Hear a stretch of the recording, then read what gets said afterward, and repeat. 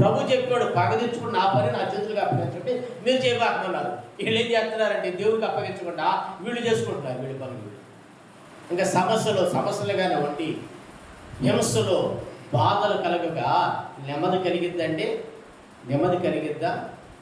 ఈరోజు మీ కుటుంబాలలో సమస్యలు ఉన్నాయి, మీ కుటుంబాలలో బాధలు ఉన్నాయి, మీ కుటుంబాలలో ఇబ్బందులు ఉన్నాయి. వాస్తవమే. ఆ సమస్యలో నుంచి బయటకు రావాలన్నా, ఆ కష్టాల కన్నీళ్ళు తొలగిపోవాలన్నా, మీ మీద దాడి చేస్తున్న శత్రువు వెనుదిరిగిపోవాలన్నా, మిమ్మల్ని హింసపెడుతున్న సాతానుడు ఓడిపోవాలంటే ఏం చేయాలా?